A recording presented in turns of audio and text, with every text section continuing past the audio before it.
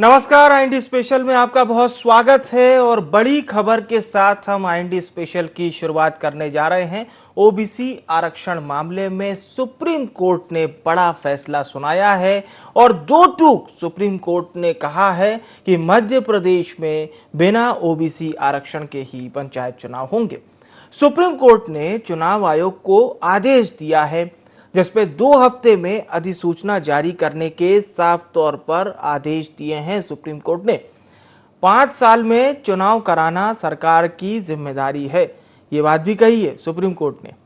अब supreme court के बड़े फैसले पर मध्य प्रदेश के मुख्यमंत्री शिवराज सिंह चौहान का बयान भी सामने आया। मध्य प्रदेश के मुख्यमंत्री ने कहा कि सरकार रिव्यू पिटीशन दाखिल करेगी और सुप्रीम कोर्ट के फैसले का अध्ययन भी करेंगे, यानी कि सरकार इस पूरे मामले में रिव्यू पिटीशन दायर करने जा रही है। इस बात को मुख्यमंत्री शिवराज सिंह चौहान ने साफ कर दिया है और ये बड़ी बात है कि मुख्यमंत्री शिवराज सिंह चौहान ने जो बात कही है। अब हम आपको इस पर प्रतिक्रियाएं सुनाते हैं। मुख्यमंत्री शिवराज सिंह चौहान की प्रतिक्रिया सबसे पहले आपको सुनवाएंगे, उसके बाद कांग्रेस की प्रतिक्रिया भी आपको सुनवाएंगे। लगातार आपको प्रतिक्रियाएं सुनवाते हैं। मित्रों, मध्य प्रदेश में पंचायत के चुनाव के संदर्भ में माननीय सर्वोच्च न्यायालय का भी अंतरिम आदेश आया है और इसलिए हम पंचायत का चुनाव हम चाहते हैं, लेकिन ओबीसी आरक्षण के साथ हमने ट्रिपल टेस्ट की मर्यादाओं का पालन करते हुए ओबीसी आरक्षण के साथ चुनाव हो, ये बात की थी। अब पुनः माननीय सर्वोच्च न्यायालय में हम मॉडिफिकेशन के लिए जाएंगे और आग्रह करेंगे पंचायत के चुनाव जरूर हो, लेकिन ओबीसी आरक्षण के साथ। किया है वो खरीदे हुए जनादेश की सरकार, जिसने पहले आरक्षण हो चुका था, परिसीमन हो चुका था, उन चुनावों को रद्द करके कैसे कानूनी दाव पेच में फंसा के इस ओबीसी आरक्षण को खत्म करा जाए, इसकी तरफ काम किया है। इतिहास याद रखेगा कि वो मुख्यमंत्री जो ओबीसी के नाम पे मुख्यमंत्री बना है और उनके लिए जिस प्रकार की साजिशों का काम कर रहा है, आज पूरे देश के अंदर ये एक नई साजिश चालू हुई है बीजेपी की कि मध्य प्रदेश से शुरुआत है, देश में ओबीसी के आरक्षण को खत्म करने की नई साजिश शुरू करिए। स्पष्ट है ये सोची समझी साजिश के तहत काम किया गया है और ना तो कोर्ट के अंदर सही आंकड़े प्रस्तुत किए गए हैं, ना उसके ऊपर काम किया गया है।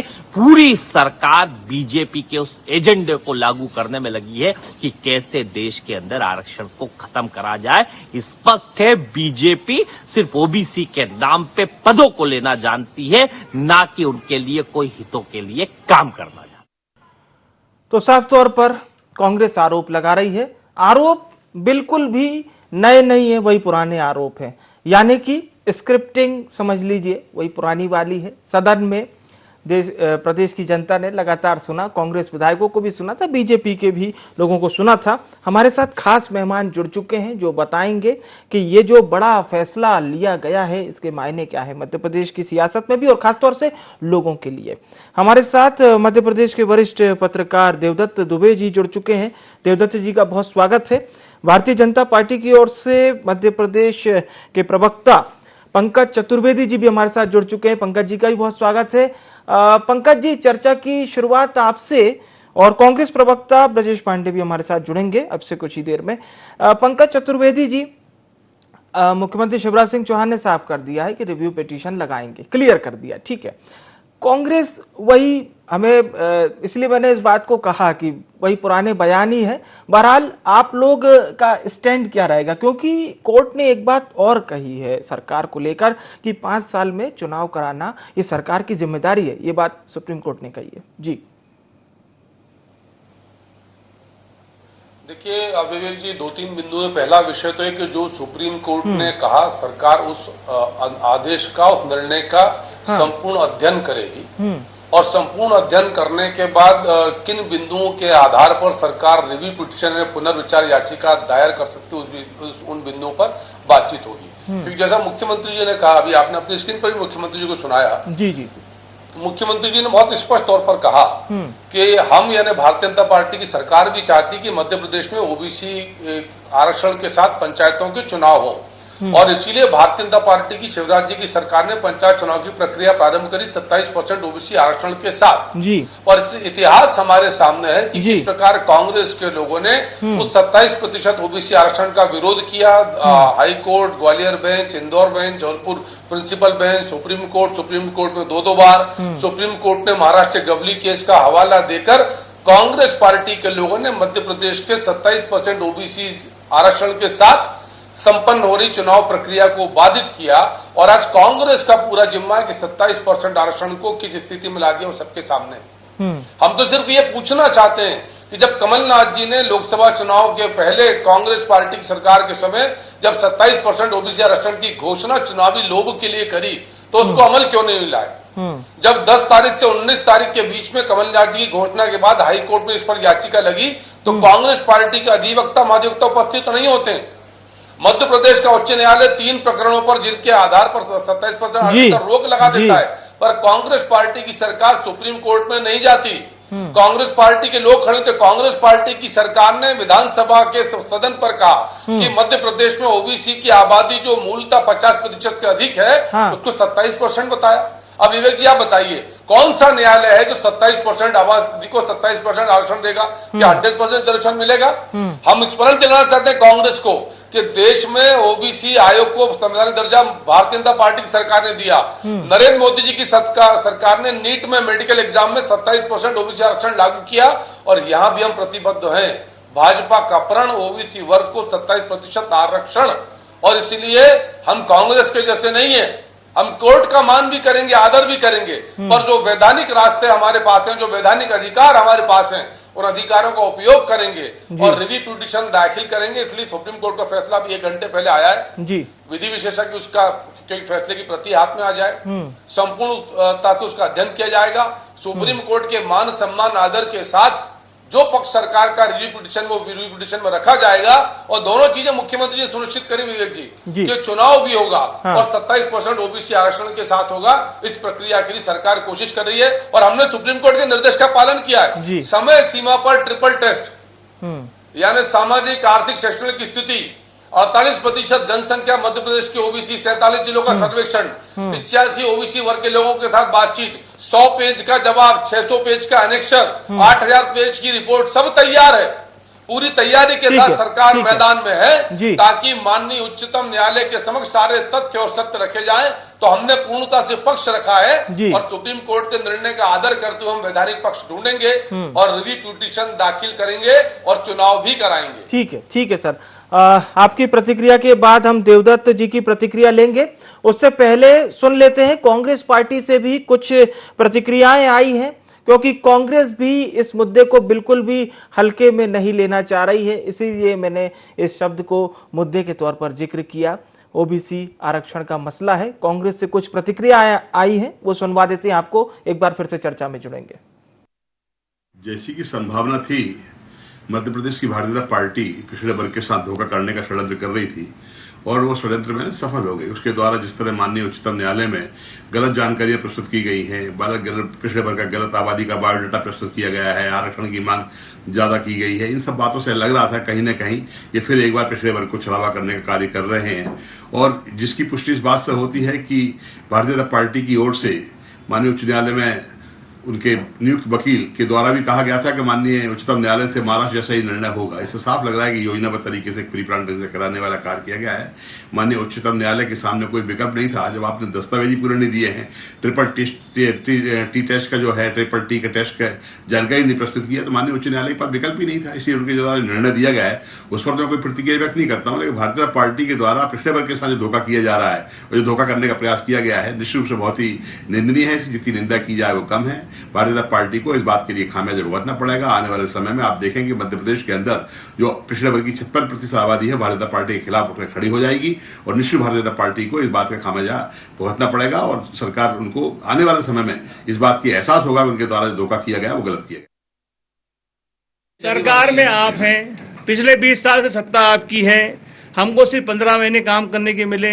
आप चुनाव होने हैं तो चुनाव तो आपको कराने हैं, सत्ता आपकी है, आरक्षण देने की जिम्मेदारी आपकी है, तो आप तय करिए इसको। वो तो आरोप लगाएंगे ही, क्योंकि उनके पास कोई तथ्य तो है नहीं। मैं तो बार बार आपसे कह रहा हूं कि 48% आया कहां से, ये आंकड़े कहां से लाए आप लोग, कौन सी एजेंसी से आपने तय किए हैं? जब हम 56% आबादी आरक्षणों की मध्य प्रदेश में और आपके 48%। हम तो देखिए, हम चाहते हैं कि पहले आरक्षण की बात होगी, उसके बाद चुनाव की बात। अब हम हमारे विधि सलाहकारों से इस पर चर्चा करेंगे और कांग्रेस पार्टी का इस पर एक्शन क्या होगा आपको बताएंगे। मोहन भागवत जी का एजेंडा मध्य प्रदेश में हम लागू नहीं होने देंगे, ये समझ लीजिए आप।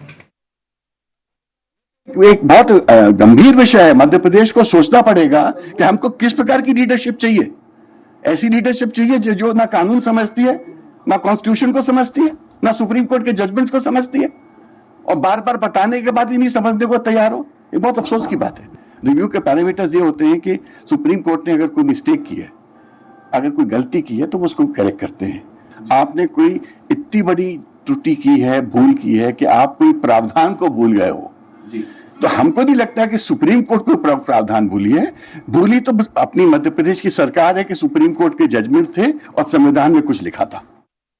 तो कांग्रेस के सभी बड़े नेताओं को आपने सुना, क्रमशः विवेक तनखा, पूर्व केंद्रीय मंत्री हैं अरुण यादव, उन्हें भी सुना, जेपी धनोपिया को भी सुना, और उससे पहले मुख्यमंत्री शिवराज सिंह चौहान को भी सुना था। दोनों ही पार्टियों ने ओबीसी की जो जनसंख्या बताई है, इनकी जनसंख्या का उनको एतबार नहीं है। एक बार फिर से हम चर्चा में जुड़ते हैं और देवदत्त जी से सवाल लेंगे। हालांकि अभी जो प्रतिक्रियाएं सामने आई है तो पंकज जी से सवाल लेना चाहिए था, लेकिन पंकज जी मैं आपसे चर्चा करूंगा खासतौर से ट्रिपल टेस्ट को लेकर। देवदत्त जी और ब्रजेश जी भी हमारे साथ जुड़ चुके हैं, ब्रजेश जी का भी बहुत स्वागत है। देवदत्त जी, दोनों पार्टियां अपने आप को ओबीसी हितैषी बता रही हैं और महत्वपूर्ण बात यह है कि हालांकि अभी हमने ये देखा था कि ओबीसी आयोग ने जो अपनी रिपोर्ट पेश की थी सरकार को, उसमें 35% आरक्षण देने की बात कही गई थी ओबीसी को, और गृह एवं जेल मंत्री डॉक्टर नरोत्तम मिश्रा ने भी इस बात को कहा था कि मध्य प्रदेश नजीर पेश करेगा देश के सामने 35% आरक्षण देके। अब ये बड़ा फैसला आया है सर सुप्रीम कोर्ट का। इस तरह से ये मकड़ जाल फैल गया है, वो अब आसानी से हल होने वाला नहीं है। इतना दिग्भ्रमित कर रहे हैं दोनों दलों के नेता, इतने दावे प्रस्तुत कर रहे हैं कि कौन सा दावा सही है अब यही समझना मुश्किल हो गया है। पहले एक बार तय हो जाए कि कितनी आबादी है और कितना आरक्षण कुल हो सकता है, उसमें किस वर्ग को कितना दिया जाना है, एक चीज बिल्कुल स्पष्ट हो जाना चाहिए, भले उसमें समय लग जाए। लेकिन जिस तरीके से जुझा रहे हैं, जो हमारे यहाँ गांव में कहते हैं, एक दूसरे को लड़ा रहे हैं अपनी वोट के लिए, अपनी राजनीति चमकाने के लिए, ये बहुत गलत है। इस समाज को दिग्भ्रमित कर रहे हैं सब इसी ऊहापोह में, कभी चुनाव होना है, कभी नहीं होना, कभी अब होना, कभी कब होना। ये क्या है? ये सरकारें हैं, ये राजनीतिक दल हैं जो जनता के हित के लिए बात करते हैं कि अपनी वोट के लिए बात करते रहेंगे। कोई कुछ कह रहा है, कोई कुछ कह रहा है, किसी ने 27% कहा, किसी ने 35% कहा। अरे भाई, कोई एक आधार तो होगा कितनी जनसंख्या है, कितना आरक्षण दे सकते हो। एक बार स्पष्ट होना चाहिए सब चीजें। मुझे लगता है कि ये बहुत गलत हो रहा है। मध्य प्रदेश एक शांति का टापू रहा है। यहाँ उत्तर प्रदेश और बिहार जैसी कभी जाति राजनीति नहीं रही है। यहाँ सब बहुत सामंजस्य मिलते, चुनाव भी हमारे यहाँ बहुत सारे निर्विरोध हो जाते, सर्वसम्मति से हो जाते हैं। कोई ऐसी देवदत्त जी, एक महत्वपूर्ण बात ये भी रह जाएगी सर, अगर हम और आप ओबीसी पर ही चर्चा करें तो अभी हाल फिलहाल बात करें तो बीजेपी को आप देख लीजिए, मुख्यमंत्री उनके या पहले जो उनके प्रदेश अध्यक्ष रहे हों, क्योंकि कांग्रेस तो यही चर्चा कर रही है। ब्रजेश जी से भी हम जवाब लेंगे। देवदत्त जी, छोटी प्रतिक्रिया आपकी। जी वो तो देखो, जो आबादी है जी, वो सबको पता है आंकड़े क्या है। हाँ, और हर दल चाह रहा है कि हाँ, इतनी बड़ी आबादी को सिंपैथी हितैषी हम बने रहे, हमारी हाँ, तरफ आए। हाँ, लेकिन वो हो कैसे? अब क्योंकि सबके अपने अपने एक एक पैरामीटर हो गए। कोई कहता हमने पहले ये किया, कोई कहता हमने पहले किया, हमने ये कवायद की, हमने ये कवायद की।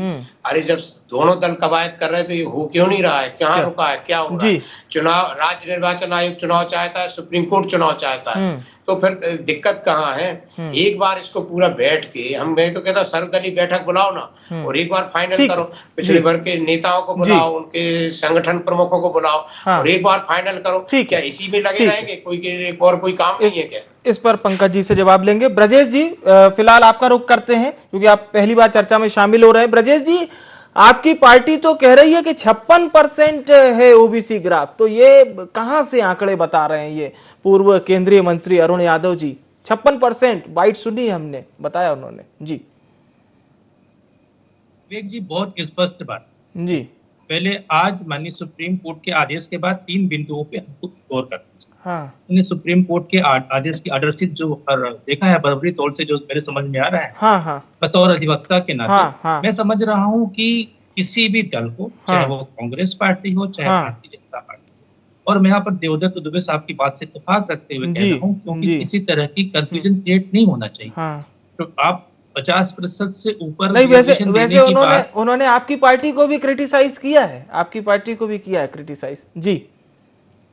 मैं पूरी बात करूं। हाँ, मैं कह रहा हूँ 50% से ऊपर आरक्षण देने का प्रावधान माननीय सुप्रीम कोर्ट ने कभी नहीं दिया। ठीक, हाई कोर्ट में जब याचिका थी, और उस याचिका के बाद आदरणीय विवेक तनखा साहब ने उस पर अपनी टिप्पणी किया था। हाँ, तो विवेक तनखा साहब ने कहा था हमने किसी तरह का कोई ड्राफ्ट अलग से लगा करके नहीं भेजा है। सरकार की जो याचिका थी उस पर उनके अधिवक्ता जो थे, गवर्नमेंट पब्लिक प्रोसिक्यूटर थे, उन्होंने अपने आर्गूमेंट्स की, उन्होंने अपनी दलीलें रखी, अपने तथ्य तर्क प्रस्तुत किए। हाई कोर्ट के बाद जब मामला सुप्रीम कोर्ट के संज्ञान में आया, और ये तय हो गया था, मध्य प्रदेश की सरकार ने भी कह दिया था कि हम ओबीसी रिजर्वेशन को जोड़ करके ही मध्य प्रदेश में चुनाव कराएंगे पंचायत के, तो कहीं ना कहीं थोड़ी एक्सरसाइज में कमी है।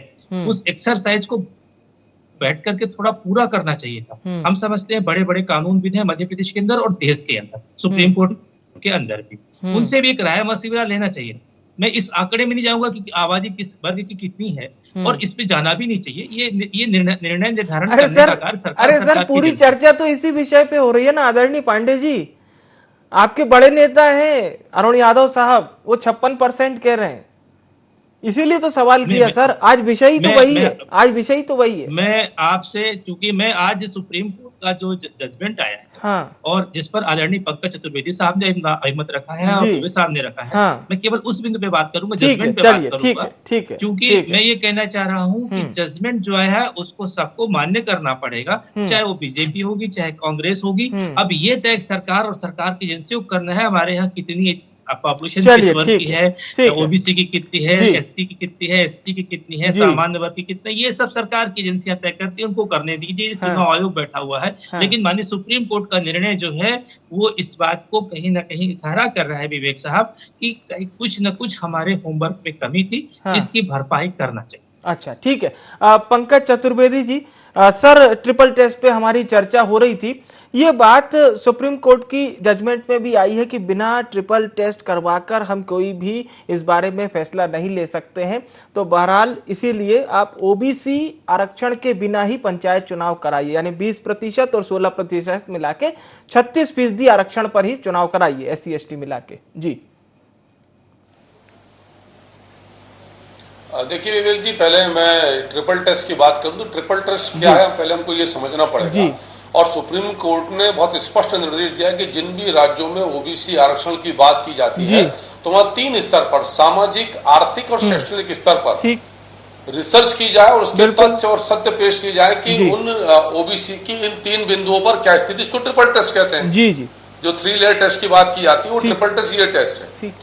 मैं महाराष्ट्र से इसको उदाहरण को स्पष्ट करूंगा ताकि दर्शकों को स्पष्ट हो, कांग्रेस को, पूरे पैनल को स्पष्ट हो। महाराष्ट्र को और मध्य प्रदेश को एक जैसा देखना गलत है। महाराष्ट्र की सरकार के मामले में महाराष्ट्र की सरकार ने समय पर ट्रिपल टेस्ट की जो रिपोर्ट थी वो सुप्रीम कोर्ट को प्रस्तुत नहीं करी और बार बार समय सीमा बढ़ाने के बाद भी महाराष्ट्र की सरकार महाराष्ट्र राज्य के मामले में ओबीसी ट्रिपल टेस्ट की रिपोर्ट सामाजिक आर्थिक शैक्षणिक प्रस्तुत नहीं कर पाई। मध्य प्रदेश की सरकार ने समय सीमा पर पिछड़ा वर्ग आयोग का गठन किया। पिछड़ा वर्ग आयोग को यह अधिकार था, उसने मध्य प्रदेश के 37 जिलों का सर्वेक्षण किया, गणना करी और गणना के आधार पर पूरी मैंने आपको गिनाया था कि लगभग 100 पेज की मूल रिपोर्ट है, 600 पेज का एनेक्सर है और भी आपने जानकारी दी थी जिसमें सत्य और तथ्यता के साथ इस बात को इस बात को स्थापित किया है कि मध्य प्रदेश में ओबीसी की आबादी 48% है और आज अरुण यादव जी कहते हैं ओबीसी 56% है। जब कमलनाथ जी की सरकार ने विधानसभा में लिखकर दिया, मध्य प्रदेश के हाईकोर्ट में लिखकर दिया 27% है, तब अरुण यादव जी के मुंह में दही जमा था, तब किसी ने रोका था अरुण यादव जी को? या तब से लेकर अब तक अरुण यादव जी ने क्यों नहीं कहा कि 56% है?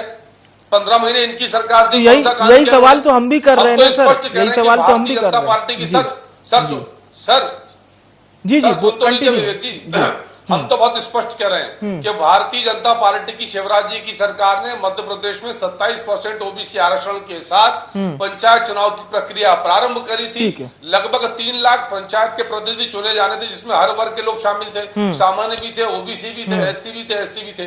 पर कांग्रेस पार्टी के लोगों ने अड़ंगा लगाकर मध्य प्रदेश के 3 लाख पंचायत के प्रतिनिधियों को नेतृत्व से वंचित किया, हजारों लोगों को उनके विकास के कार्य से वंचित किया। त्वरित प्रक्रिया ले लेते हैं। ओबीसी वर्ग जिनका आरक्षण उन्होंने आधार में लटका दिया। यदि ये सुप्रीम विवेक जी, मैं सिर्फ ये जानना चाहता हूँ यदि कांग्रेस हाईकोर्ट और सुप्रीम कोर्ट नहीं करती तो आज मध्य प्रदेश चुनाव हो गए होते। प्रक्रिया प्रारंभ थी, 2 चरण के नामांकन हो चुका था। जी ब्रजेश पांडे जी बोलिए सर। जैसे खारिज कर मध्य प्रदेश में कांग्रेस पार्टी की सरकार ने जब अपना वचन पत्र जारी किया था तो उसमें उन्होंने कहा था कि हम इस आरक्षण को 14% से बढ़ाकर 27% और कमलनाथ जी की सरकार ने आके उसको अक्षरशः पालन करने का प्रयास। मैं समझता हूं कि कांग्रेस की सरकार ने संजीदगी से, पारदर्शिता से, ईमानदारी से अपने कार्यों का दायित्व का निर्वाह किया। उसके बाद उस विषय पे भी नहीं जानना चाहूंगा कि किस तरह से बीजेपी ने सरकार बनाई। सरकार जब बीजेपी की बन गई उसके आगे के कार्य को प्रोसेस देना या उसके कार्य को नियमावली में लाना या हाई कोर्ट के बाद सुप्रीम कोर्ट में पिटीशन दायर करना, ये सारी जिम्मेदारी सरकार की होती है। सरकार के अपने सॉलिसिटर जनरल होते हैं, सरकार के अपने महाधिवक्ता होते हैं, ये सारी आर्गूमेंट से ही लोग करते हैं। सबसे बड़ी बात है, पंकज जी ने एक बात अच्छी कही, इस बात से मैं इत्तेफाक। सवाल ये है कि मध्य प्रदेश का जो पॉपुलेशन का ग्राफ है वो ओबीसी वर्ग का, जैसे अरुण यादव साहब ने कहा कि 56%, ये सारे तर्क माननीय सुप्रीम कोर्ट में आया जिन्हें में ये सारी बातें आई। सुप्रीम कोर्ट ने कहा और ये भी कहा महाराष्ट्र सरकार ने भले ही सामाजिक, आर्थिक और भौतिक दृष्टिकोण से भौतिक सत्यापन कराने के लिए नहीं किया, लेकिन हम टोटल ऑल महाराष्ट्र के केस को नजीर मानेंगे और महाराष्ट्र के केस को आधार बना करके माननीय सुप्रीम कोर्ट ने कहा कि हम इसको मानेंगे और महाराष्ट्र के केस को आधार बना के मध्य प्रदेश में भी एक फार्मूला अक्षर। सवाल इस बात का है कि जो महाधिवक्ता सुप्रीम कोर्ट में इस बात का आर्गूमेंट कर रहे थे, जैसे आदरणीय पंकज चतुर्वेदी जी ने भी कहा, तो सरकार इनको कहना चाहिए था अधिवक्ताओं को कि साहब देखिए महाराष्ट्र की सिनेरी अलग थी, मध्य प्रदेश की अलग है। हमारे यहाँ इसको लेकर सरकारी एजेंसियों ने सबने सर्वे करा लिया है और इसका इतने जिलों को ले लिया है। ये सारे तर्क रखना चाहिए था और रखा या नहीं रखा। चलिए समय बहुत कम है। देवदत्त जी से एक छोटी सी प्रतिक्रिया ले लेते हैं। जी सर, जो भी हो इसका निर्णय जनप्रतिनिधि में पड़ता है, इसलिए चुनाव को आप स्थिति दीजिए और शायद सुप्रीम कोर्ट ने सारे तर्क सुनने के बाद, तथ्यों का आकलन करने के बाद निर्णय किया है। ठीक है सर, ठीक है। देवदत्त साहब अपील भी अगर आप कर सकते हैं तो अंतिम प्रतिक्रिया आपकी सर। पिछड़े वर्ग को आरक्षण होना बेहद संवेदनशील विषय है और जाहिर सी बात है सियासत से थोड़ा सा ऊपर उठ के ही इस पूरी चीज का समाधान निकाला जा सकता है। बहरहाल सरकार की ओर से क्या देखते हैं सर? सरकार का अब पूरा का पूरा फोकस क्या होगा या कांग्रेस की ओर से क्या देखते हैं? छोटी सी प्रतिक्रिया आपकी। जी देखिए, दोनों ही दलों की कोशिश ये रहेगी कि उन पर ये आक्षेप ना आए, उन पर ये कलंक ना आए कि उनके कारण ओबीसी का आरक्षण नहीं हो पा रहा है और चुनाव हो रहे हैं। तो सरकार ने, जैसे मुख्यमंत्री ने कहा है, वो रिव्यू पिटीशन दायर करेगी और कांग्रेस के लोग अपनी बात कह ही रहे हैं। मुझे लगता है कि एक झमेले में पड़ गया है पंचायती राज का चुनाव।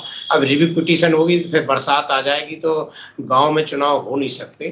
तो मुझे लगता है दोनों दलों की सर्वदलीय बैठक बुलाकर एक तो जाति तय हो जाए कि कितनी है संख्या जाति की और कितना आरक्षण हम दे सकते हैं, और उसके बाद दोनों दल एक साथ मिलके जाएं कोर्ट में और इसको फाइनल करें। ये बिल्कुल वो ना करें कि जबरदस्ती का ये बिल्कुल आपने सही बात कही है। जी सर, समय की कमी के चलते इस कार्यक्रम को यहीं समाप्त करते हैं। आप सभी मेहमानों का बहुत बहुत धन्यवाद चर्चा में शामिल होने के लिए। तो बड़ा फैसला सुप्रीम कोर्ट ने दिया है और अभी इस फैसले के तहत बिना ओबीसी आरक्षण के ही ये चुनाव होंगे। सरकार पिटीशन दायर करने जा रही है। फिलहाल के लिए मुझे यानी विवेक को दीजिए इजाजत। नमस्कार।